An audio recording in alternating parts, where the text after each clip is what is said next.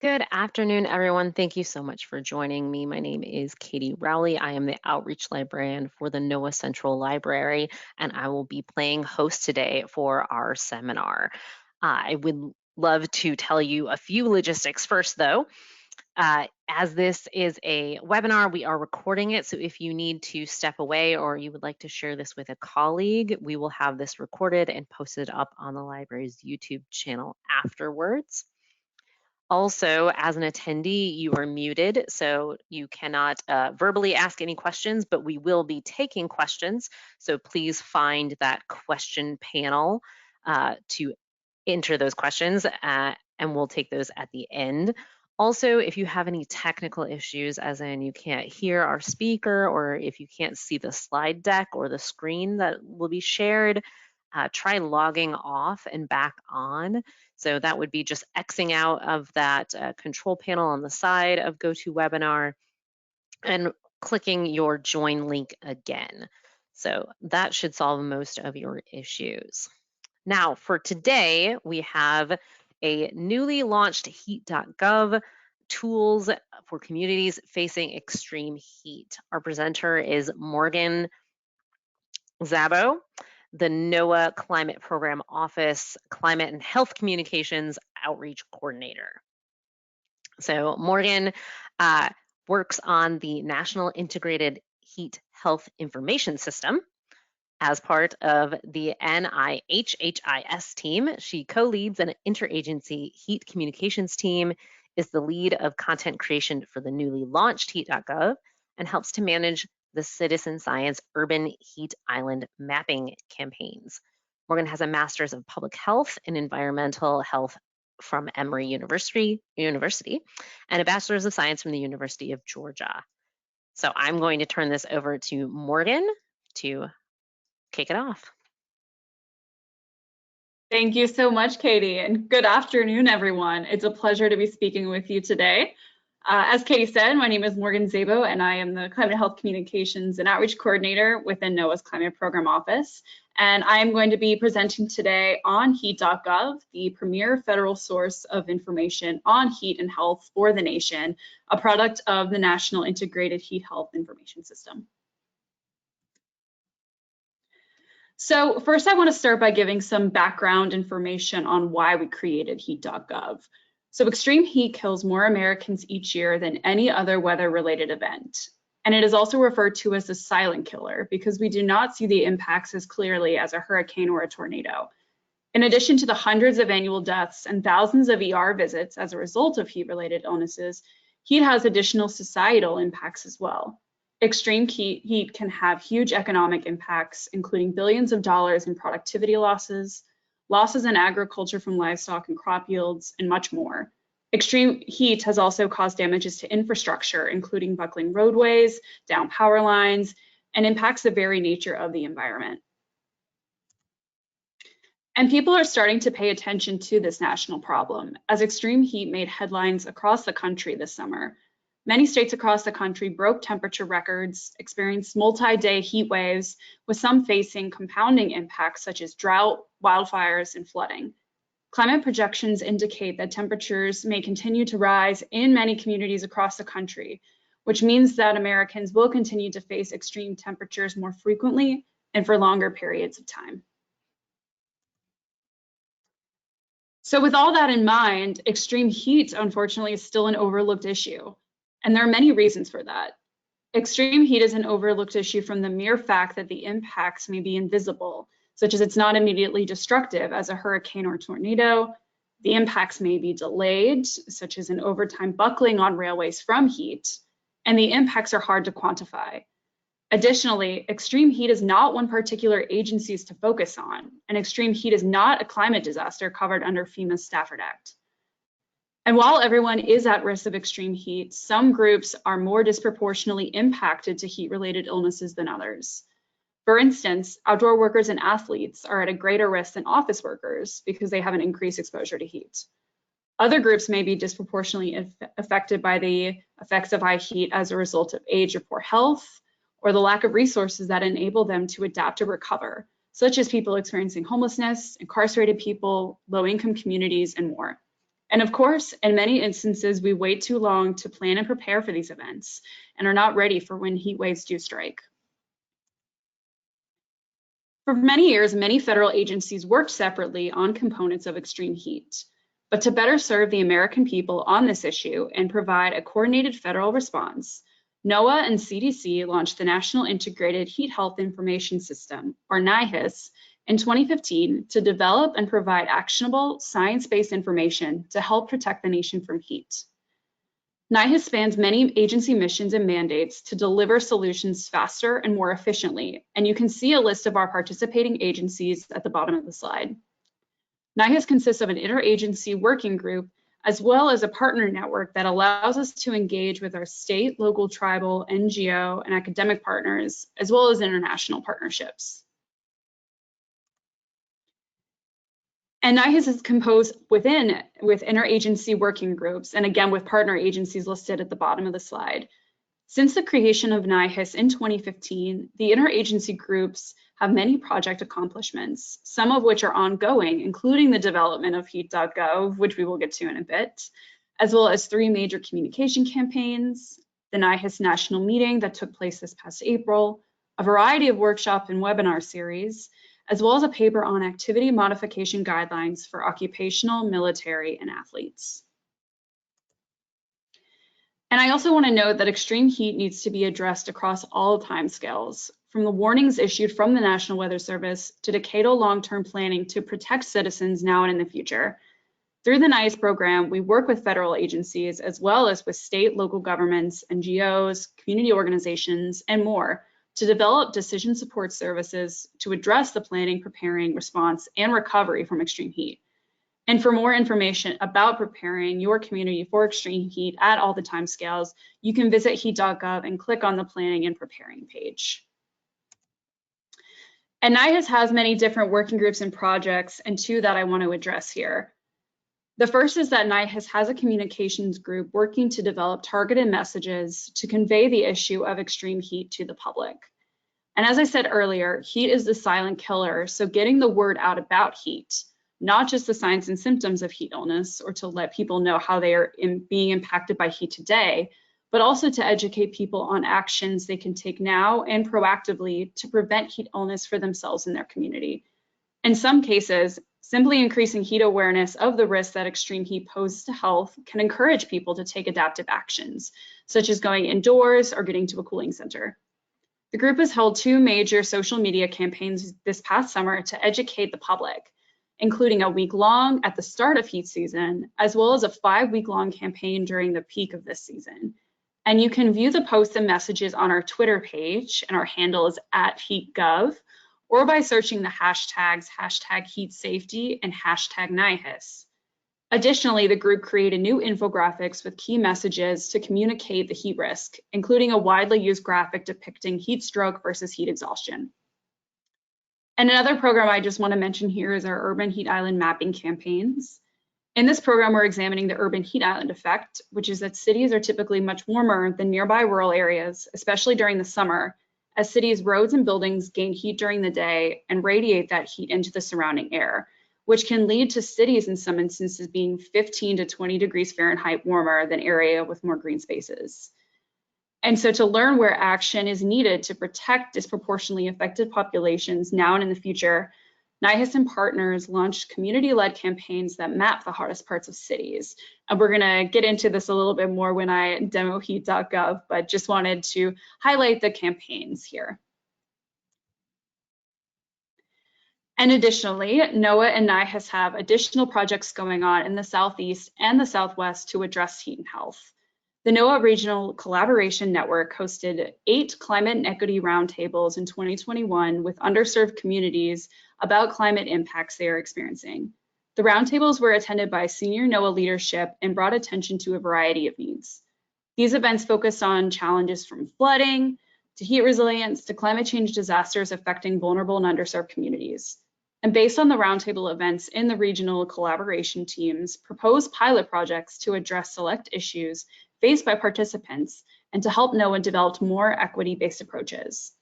And there are 4 heat pilots in the work taking place in Phoenix, Las Vegas, as well as Charleston and Miami.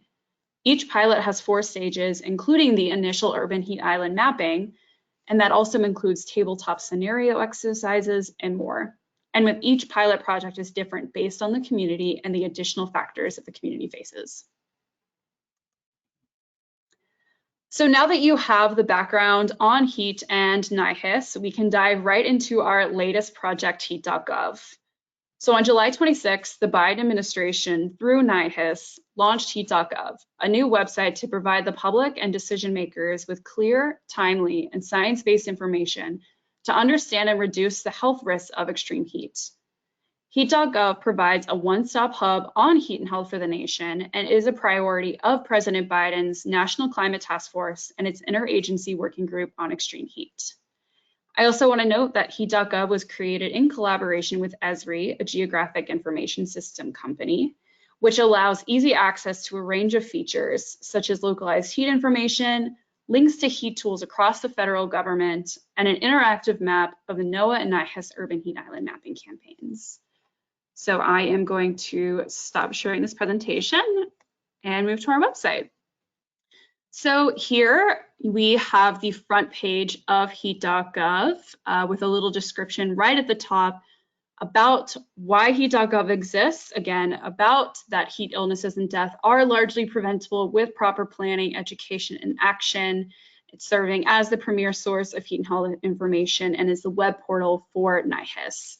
And just to the right of it is some top news articles, including the Environmental Protection Agency's winners of the Let's Talk About Heat Challenge, which was a communications challenge that NOAA and NIHIS were co-sponsors of, in which many communities across the country applied to have their communications messages shared within the government. And we've got some information on the winners just there, as well as information on new White House announcements about their actions on heat and our new heat health webinar series, the Overlooked and Overburdened Populations. And moving down the page, we've got direct links to 3 different tools and information, who's at risk to extreme heat, and the climate health outlook that you can directly access right from the main page. And moving further down, and a really cool feature that we have here is showing the number of people today in the United States that are under a National Weather Service extreme heat advisory watch and warning. And so today we have over 61 million people under heat alerts, and it shows here the past 30 days as well, so you can see the changes that we have been able to see. And at one point back in July, it shows the percentage. So today we've got 18%, but there was one day back in July that it was about 49% of the United States were under this heat alert. So a really great way to be able to see, how many people are experiencing extreme heat. And we've been able to use this particular module with media interviews, as well as just any interested person who is really looking to see the impact of heat. And so just under this, we have information too about the current heat forecast, again, pulling all information from the National Weather Service, as well as the Climate Prediction Center's outlooks that I'll show you in just a little bit. But here you can find direct information about the heat forecasts, once it zooms back in, that are occurring in the United States. So we've got the polygons here with more information about these heat advisories, watches, and warnings. And so, for example, California is, a lot of the Southwest here is experiencing excessive heat warning. So if you were to click on this particular polygon that is highlighted, again, you can see the different types just below here. But you can click on it and find out more information about what is going on. So again, this particular county experiencing an excessive heat warning with information about the areas affected, and then direct links for more information to the National Weather Service page to get more information on that excessive heat warning, including information on protecting, again, yourself and your community from extreme heat. So that is, again, right on our homepage. As well, in addition to the current heat forecast, we have information here about current temperatures pulling from Weather Service station data. So all of that is presented here that you can click on a particular area that you're interested and get that localized information as well to find out temperatures and humidity. And in addition to current temperatures, we also have information on climate outlooks. So again, using Climate Prediction Center data to be able to look at outlooks in a couple different instances. And so by looking at the different layers, let me close this one, you can look at outlooks in a couple different instances. So you can see 6 to 10 day outlooks. You can also look at 8 to 14 day outlooks, as well as on a monthly and seasonal outlook scale. Moving on from the outlooks, we also have information about extreme heat days in 2050. And so you can find your particular county to get more information about what your county could look like in 2050 with temperature predictions, for example, for Sweetwater, Wyoming, seeing the number of days per year warmer than the top 1% historically at 32 days. And then with more specifically, move this to the side, we can also see days above 90 degrees Fahrenheit in 2052. And again, this has been something that we've been able to reference a lot since launching heat.gov, that, for example, Seminole, Oklahoma is projected to see about 118 days per year above 90 degrees Fahrenheit, and providing historical information just below it too to show how the difference is between now and 2050. So that again is all right on our homepage, providing as much information to the public as we can there. And additionally, we've got some feature tools right just below it with our heat and health tracker that I'll come back to in a little bit, as well as a direct link to the Climate Explorer for people to learn more about climate conditions, how they are projected to change over the coming decades. And just some direct links as well to our news and events page. So moving on from our home page, we've got our generic news and events page that again just has all of our generic news events articles, so not going to spend too much time there, but do want to highlight specifically our webinars page. So we've got information not just about upcoming webinars through NIHIS, as well as previous heat and health webinars with our interagency programs. And so highlighting as many webinars as we can and having this one-stop page for people to easily be able to access them. And so I mentioned previously the NIHIS national meeting that took place this past April. This is all there, as well as information about our new webinar series, the Overlooked and Overburdened. And so with this particular webinar series, you know, with extreme heat, a lot of the attention and focus sometimes can be on some of the disproportionately affected populations, such as older adults, your athletes, your younger children. But with this series, we're really trying to look at the ones that are even more overlooked and more overburdened, such as incarcerated people, people who are experiencing homelessness, and many more. So this particular webinar series that is going to be going on for the next year included the first one that we held this past August. We'll continue to focus on those populations and have information on why they are more at risk, as well as solutions that people can take to really address these populations. And so all of that information, again, is available on the news and events under the webinar series tab. So moving on from the news and events page, again, to build the heat.gov website, it was a huge collaboration with all of the NIHIS federal partners, and especially the communications group. So as I mentioned in the presentation before heat.gov, we have a very active communications group under the NIHIS interagency group. And all of these agencies participated in the development of this website, from the content, making sure it is up to date. And one of the things that we really wanted to be able to see on this website that we didn't have on the previous NIHIS website was a page about learning about extreme heat, because we get a lot of questions about heat, and especially something like wet bulb globe temperature. So having that information right when you get on the page to find out more about what these terms mean, how people can be more at risk, and things too like compounding hazards. So As I mentioned, heat doesn't necessarily exist by itself. Heat can also be amplified by when you've got wildfires, when you've got droughts, when you've got flooding. And so having all of these resources on these pages for people to click and learn more about how these health impacts can really be exacerbated by these compounding hazards. And here again on the left, we've got more information through some of our partners, such as the National Weather Service. We've got information in Spanish too, educational materials about heat, as well as direct links to the CDC, EPA on their learning about heat pages, as well as one of our big partners, the Global Heat Health Information Network, that has some really great resources to learn more about heat.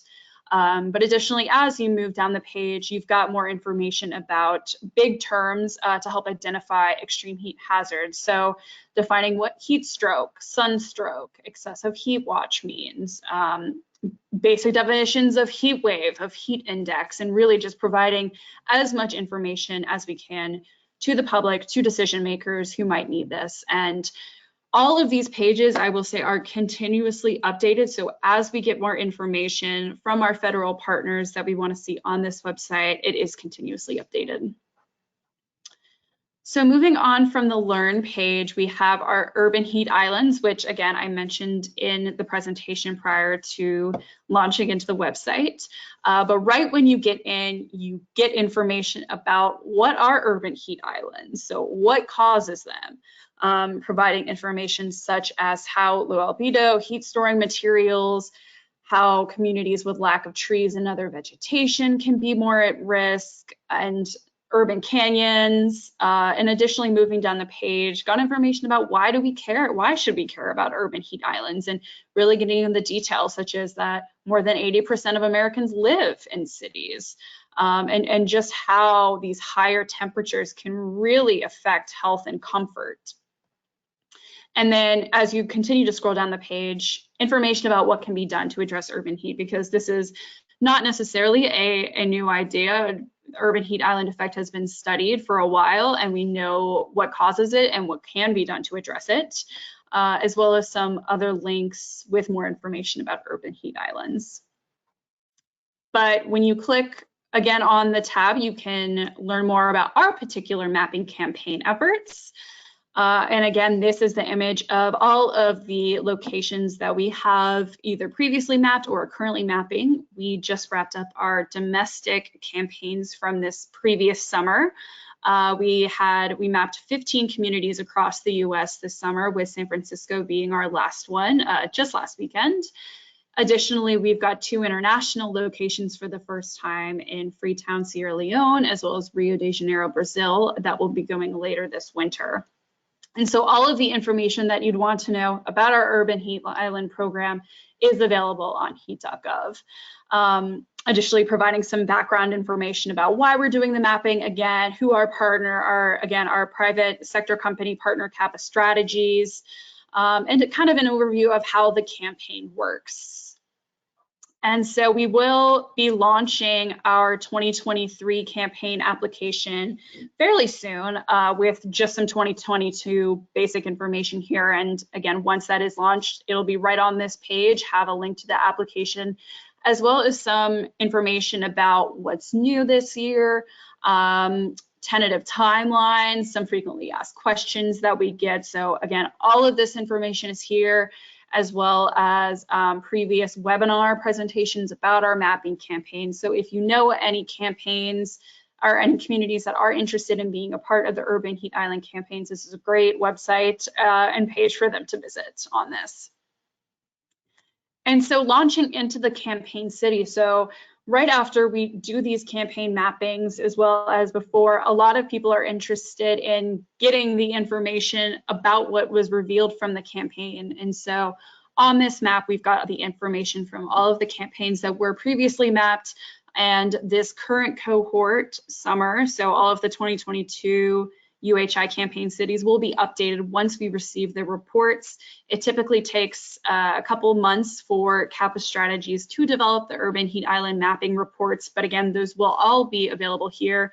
And so I'm just gonna click on one for example. So if you were interested in seeing what the Atlanta, Georgia UHI mapping report looked like, you can click on the city, and this link will take you directly to its report, and you will be able to download the PDF and get all of the information about this report, including the dates, who the partner organizations were, and there we go, as well as really the detailed information about the heat that was seen on those days and those locations, and you know, a lot of the observations that they found too. So all of that is available on this page again. And a really great feature that we have on this page too, because the urban heat island campaigns are part of the Biden administration's Justice 40 initiative. So we are tracking and reporting on the allocation of benefits to environmental justice communities. And so we have a particular part of our website, again, on the heat equity tab, that you can find out more information about environmental justice communities in this program. So for example, you can select on any of the cities that we have previously mapped just over here on the right, and I am just going to click on Houston, Texas. And so how this works is right here on the left side, you will be able to find out information about the urban heat island mapping and the results they found. So during our campaigns, the volunteers go out and map particular areas and neighborhoods in the cities, and they do it 3 times during the day, in the morning, the afternoon, and the evening. So this is the average temperatures that volunteers found, so you'll be able to get that information right away. And then this also map is able to look at the census tracts that were mapped during this campaign, and you can really get more in depth about the temperature differentials that they found during this urban heat island mapping. And then on the right, you're able to find out the equity analysis. So again, using the CGES tool from the Biden administration, you're able to really look at the average temperatures in disadvantaged versus non-disadvantaged tracts. And you're able to click on any of these particular tracts and get this information, as well as for the city on a whole.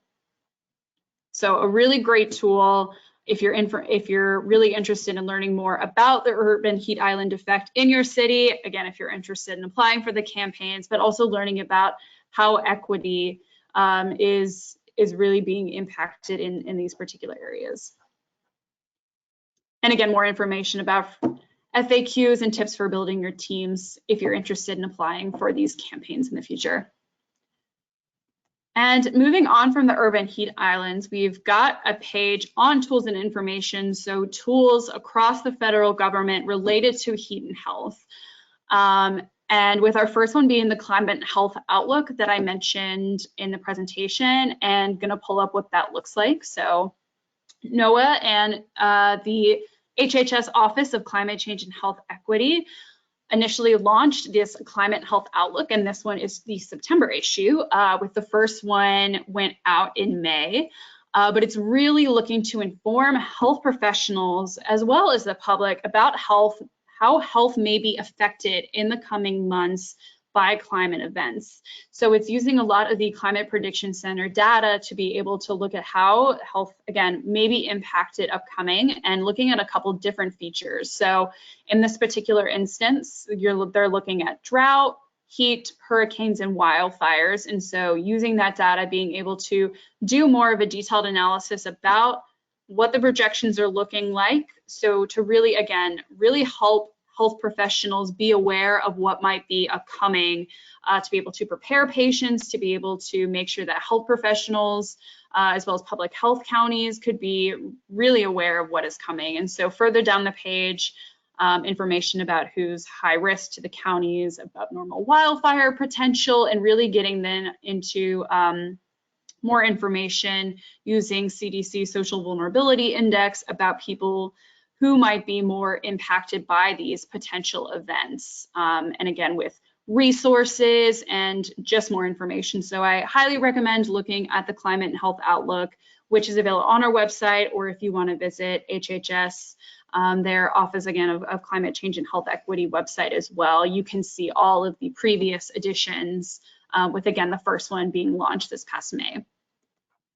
So in addition to the Climate Health Outlook, we've also got information from Climate Prediction Center's probabilistic extreme forecast.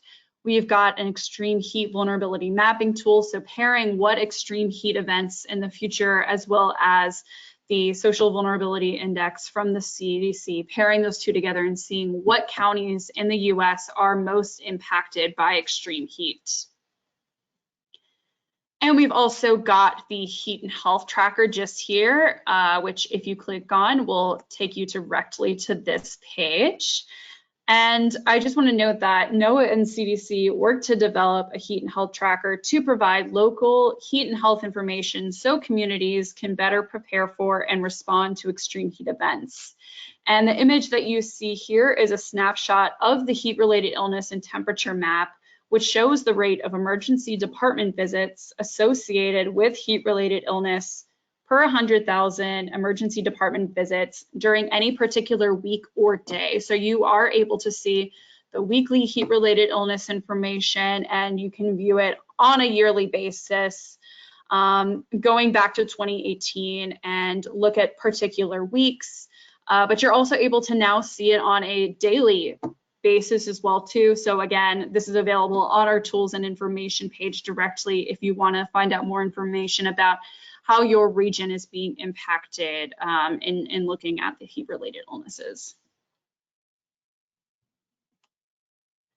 And in addition to the heat and health tracker, we are also featuring FEMA's National Risk Index tool, which is an online mapping application that looks at 18 hazards.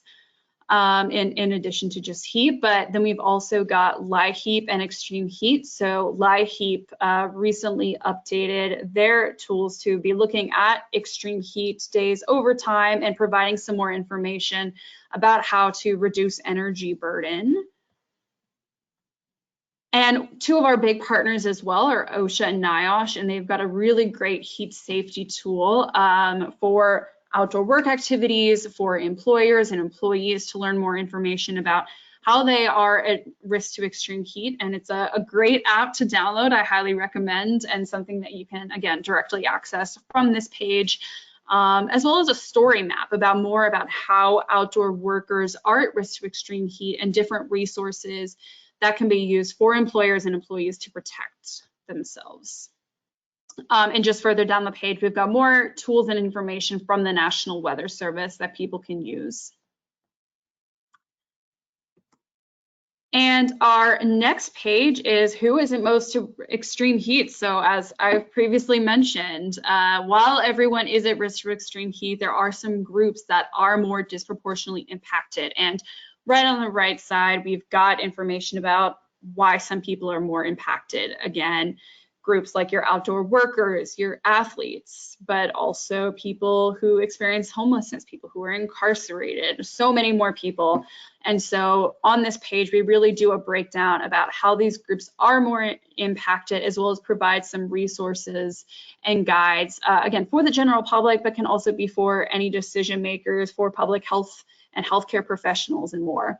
And so first one being children. And so again, a description about how children can be impacted more to heat, such as they are less efficient at thermal regulating, so may not be able to really adapt to heat as well as adults are, and may not be able to vocalize to parents about how they are impacting heat. And so we've got some information just a little bit further down on this blue tab that'll be direct links that will take you to additional websites to find out more information about children and their risk to extreme heat.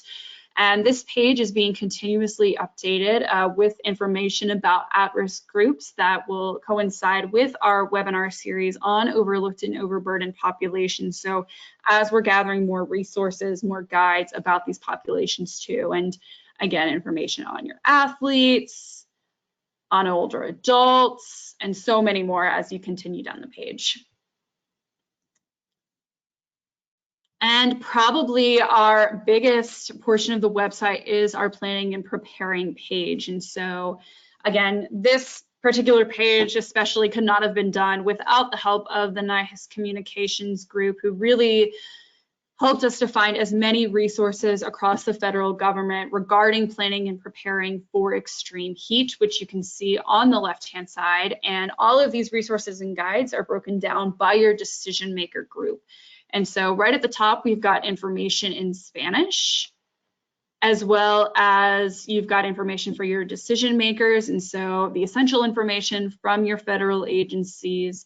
We've got examples of heat emergency response plans, which can be some story maps, different state action guide plans, a CDC planning guide, information from non-governmental organizations as well, information on reaching at-risk groups, and it just continues down the page, broken down by public health officials, emergency responders. We've got information on tribal communities, healthcare professionals, additionally on grants and programs for addressing extreme heat in the home. And again, this particular page, like the others, will continuously be updated as we get more information.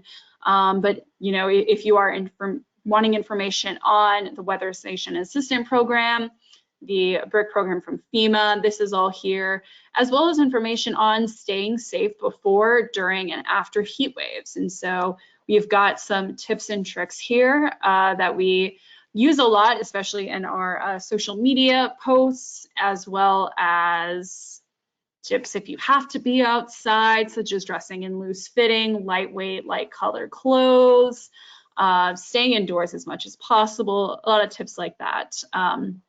And then right at the top, next to the planning and preparing, we've got direct information on staying safe during extreme heat using the updated orange man graphic from the NIHIS communications team so that people can help, you know, to really help people understand the differing signs of heat-related illness, looking at heat exhaustion versus heat stroke, really trying to help educate about the different signs and symptoms. That continues as you move down the page, the breakdown of the different heat-related illnesses. And as you move further down the page too, we've got a lot more resources on climate data, as well as some infographics on extreme heat and health, because we know in a lot of instances, especially as extreme heat is coming, your state, local governments are really going to be, especially on social media, sharing a lot of this information. And so we have a really great one-stop shop here for people to pull information, resources, graphics, to be able to really educate their communities about extreme heat. And so things like your social media toolkit, again, infographics are here too. And then a little bit further down the page, we've got information about what our NIHIS federal partner agencies are doing in regards to extreme heat, additionally just going right to their websites. And then on our last page is about. So again, really getting into why does heat.gov exist, what the mission of NIHIS is and our vision, and really doing a breakdown about how NIHIS is an integrated information system really to support equitable heat resilience, and more information about the different programs that NIHIS does, our different focus areas, such as co-developing products and tools like the heat and health tracker that you saw, improving our observations and predictions, such as the Urban Heat Island Mapping Campaign Program, communicating and build capacity, solutions with research, supporting planning and response, and understanding decision maker contexts. And just further down the page, we've got more of a breakdown about the different NIHIS work on extreme heat. And so that is heat.gov. I would be happy to take any questions that you all may have about the website, and want to thank you so much for your time today. Thank you so much, Morgan. That was very informational, and this website looks awesome. We did have a few questions, and they're both related to kind of lessons, I think. So the first question is, are schools or other groups able to do their own campaigns? Yeah, that's a great question. So the Urban Heat Island Mapping Campaign Program that we have is, again, community focused. So a lot of the groups that are leading the campaigns might be academic, you know, your universities. It might also be local on the ground organizations. And a lot of those times they partner with schools to be able to do that.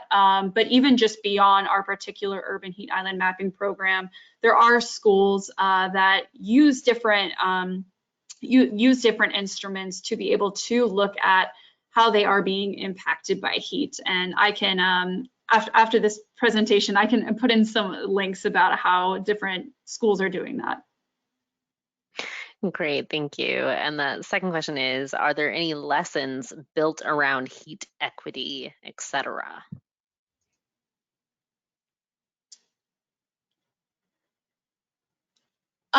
We don't have anything currently on our website about lessons. I will say that this cohort of, for example, urban heat island mapping campaign programs, really looking at heat equity through, again, the Biden administration's Justice 40 program. This is our first year. And so since we haven't gotten the data reports back from this particular campaign, we haven't really been able to look at that in depth just yet, but we should hopefully be able to have that information by the end of this year or the beginning of next year. Great, thank you. And I think doubling down, this next question is asking more specifically, are there going to be lessons or teacher guides that schools and teachers can use as free resources other than doing a campaign itself? Yeah, absolutely. So on our Urban Heat Islands page, just further down on the main page, I know we've got some links to resources, and I know one of a great resource that even some of our campaigns have been able to use just to educate, especially younger kids, about heat and urban heat specifically. NASA has a really great page on urban heat island programming for kids that I would highly recommend. You said you could find this on the heat.gov website. I'm seeing that you're still on that page, and I wanted to make sure we pointed out where. Yeah, absolutely. It should be at the bottom of this page. Oh, is it that there? Where can I learn more? The NASA Climate Kids, What is an Urban Heat Island? Awesome. I hope that answered the questions for our attendees. And if they want to let me know, they can pop something in the question panel. Also, if anyone has any other questions, please type those now. We're going to give you another minute. And okay, yes, that answered the question. So Morgan, this launched in June this year. Can you clarify for me? On July 26th. July 26th. Awesome, awesome. And how far back do we have this type of heat index information?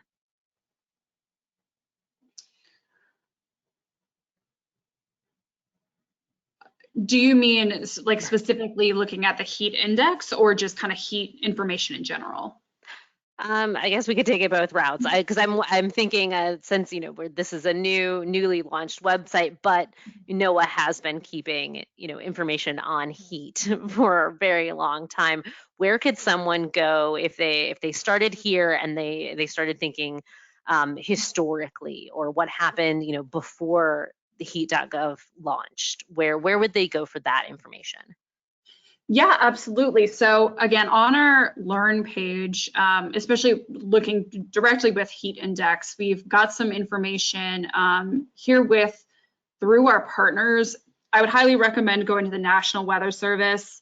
They've got all the information about heat index and specifically per location. And so I think especially looking prior to the launch of heat.gov, you'll get a lot more information there. But I think if you're looking at something like climate projections and historical temperature information, you can definitely find that through the Climate Explorer, which is on our homepage. If my computer decides to load, there we go. Just below the maps that we had on the homepage is the Climate Explorer. That you can get historical climate information and look at days such as, you can type in any county in the US and find information about what 90-degree days, for example, the number of 90-degree days that a county saw back in, say, 1980 versus what you could see in 2050. Great. Thank you so much. I'm not seeing any more questions. So we can end early, give everyone back about 15 minutes in their day, unless someone is furiously typing, but I don't see it. So thank you again so much, Morgan, for this amazing informational seminar. Also, I want to thank our attendees for your attention and your questions today. As a reminder, we did record this session, so if you do want to revisit it and refresh your memory where to find certain elements that Morgan was speaking of, you can always find this on the library's YouTube channel. And with that, thank you so much, Morgan. Any last words from you? No, thank you so much for the opportunity to speak today. Great. Thank you so much, everyone. And I wish you all a safe and healthy rest of your Thursday. Take care.